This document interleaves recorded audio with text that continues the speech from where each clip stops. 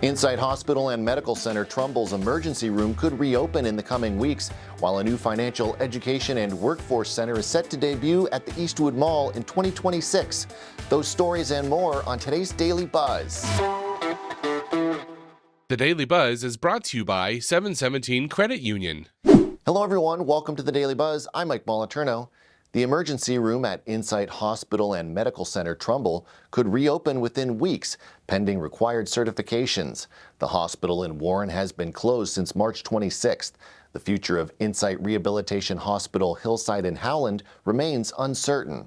Insight Health System CEO Dr. Jawad Shah met Tuesday with Trumbull County Commissioners, Warren's mayor, U.S. Representative David Joyce, and other officials to discuss the situation. He said the ER will likely open first, followed by the operation room, catheter lab, and inpatient services. Most medical equipment remains in place, and the company has continued to maintain the facilities. Shaw described challenges Insight faced after taking over the hospital from Steward Healthcare System. He said Steward's billing company, appointed through a bankruptcy court agreement, did not bill effectively and withheld Medicaid billing.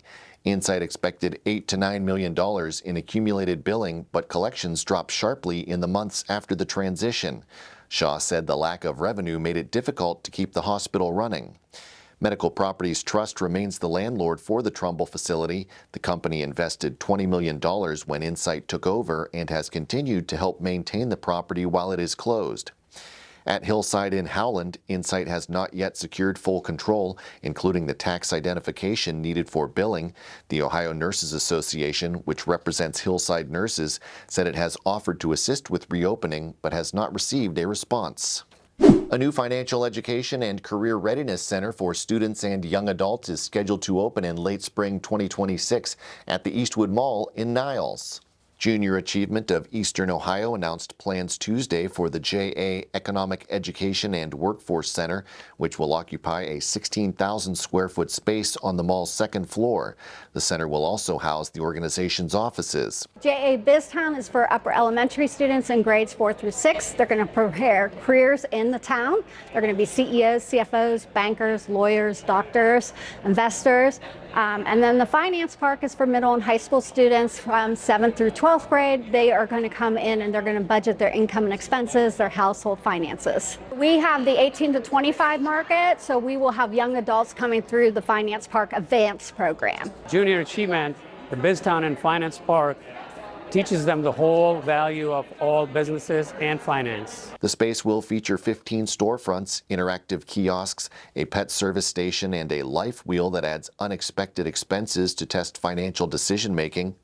Industries represented will include banking, media, healthcare, hospitality, engineering, higher education, and transportation. Junior Achievement officials say the center will draw students from a 90-mile radius and operate on weekdays and select weekends.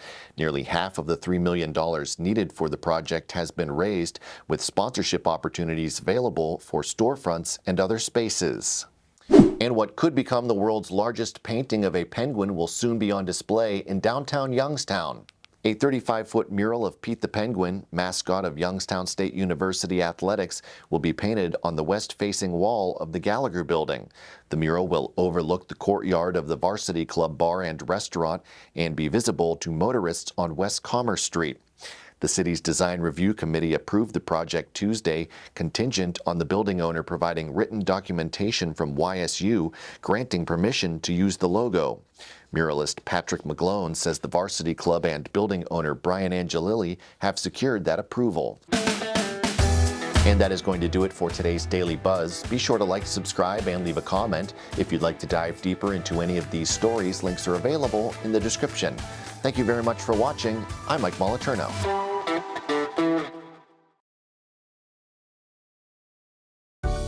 717 Credit Union. Savings power to give your business an extra boost. Business savings, certificates, and business money market. 717 Credit Union. Make your money work as hard as you do. Check out our business money market and CD rates at 717cu.com/rates.